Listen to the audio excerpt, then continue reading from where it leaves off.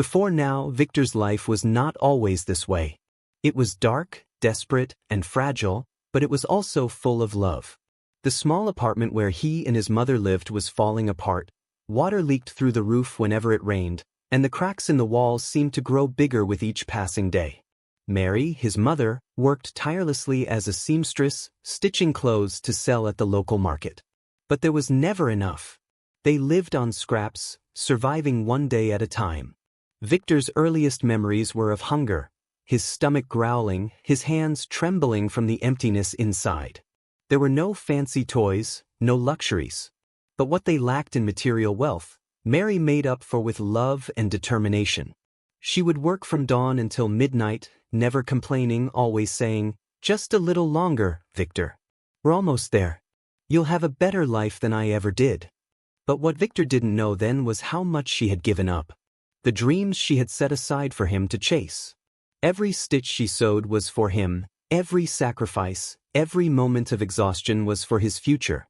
Still, there were days when Victor would stare at the broken shoes on his feet, the torn school bag on his back, and wonder if this life was ever going to change. He promised himself that one day he would get out of this life. He would make a name for himself, prove that he was more than the poverty that surrounded him. And with each step forward he left her behind, whether he meant to or not. It was at the university, under the wide shade of a mangled tree, that he first noticed Ruth. She wasn't like the others. Her focus was so intense that the world seemed to disappear around her. She was the kind of person who got lost in her books, in her thoughts, someone who lived with purpose without needing to be the center of attention. Victor watched her from a distance, noticing the way she tucked a stray strand of hair behind her ear as she read, the soft way she spoke when she asked a question. Everything about her was calm, balanced. Unlike him, whose world had always been a whirlwind of noise, Ruth was stillness. One day, unable to hold back any longer, Victor mustered the courage to walk up to her. He smiled, and her eyes met his with that same calm, almost as if she was waiting for him. "I've seen you here before," he said, his voice a little unsure. "Are you always this focused?" She smiled, a simple smile that felt like it reached into his soul. "Only when I have something worth focusing on." And just like that, something shifted. A moment that changed everything. Victor found himself coming back to the tree every day, drawn to her quiet strength, her kindness, and her effortless beauty. She didn't care about the labels he wore, the success he was chasing. She saw him, not as the man with the fancy job or the growing bank account, but as a person. That was enough to spark something inside him, a desire for a kind of peace he'd never known. Their relationship grew quietly, without fanfare. They would sit together, talking about everything and nothing. Ruth wasn't intimidated by his world. She didn't need the status or the wealth he was acquiring. She just wanted him, Victor, the man behind the success. But not everyone was as understanding. John, Victor's closest childhood friend, watched their relationship with growing concern. "Be careful, Victor," he warned one night, his voice low as they sat at a bar. "You're changing. She's not from our world. She doesn't know what it's like." Victor's face hardened. "You don't know her, John. She's different." But the warning lingered in the back of his mind.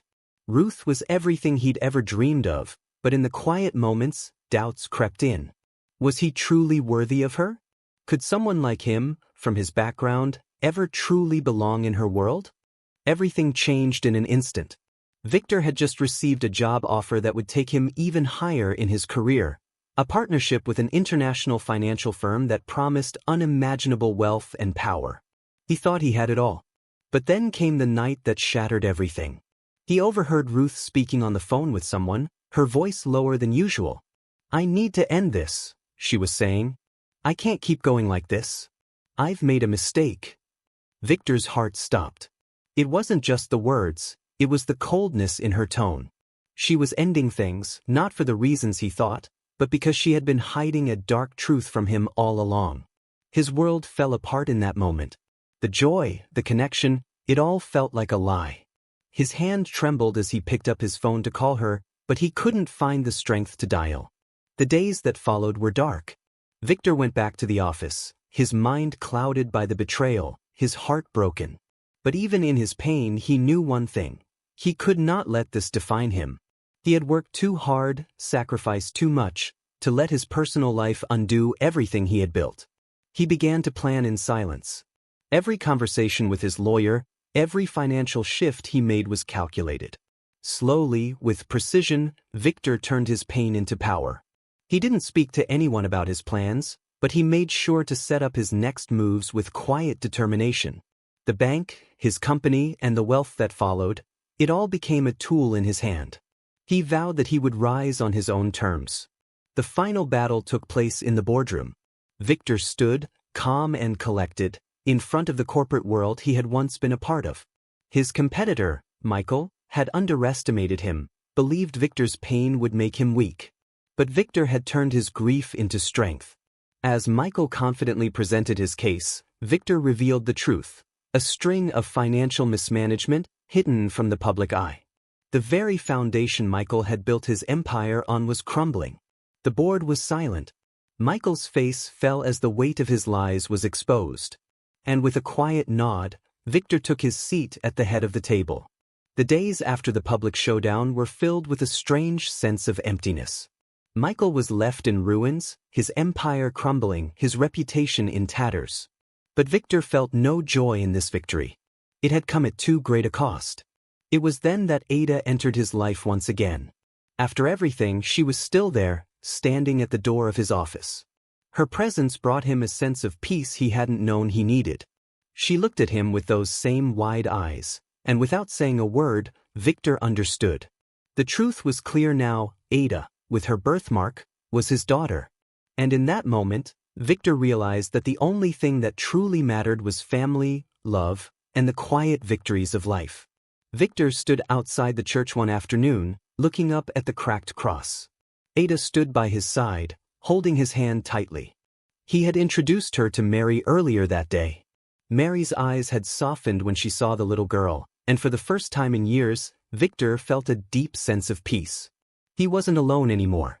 As they walked down the street, the sun setting behind them, Victor felt the weight of his past finally lift. He had found healing not in power or wealth, but in the simple, beautiful moments of connection. And for the first time, he felt whole.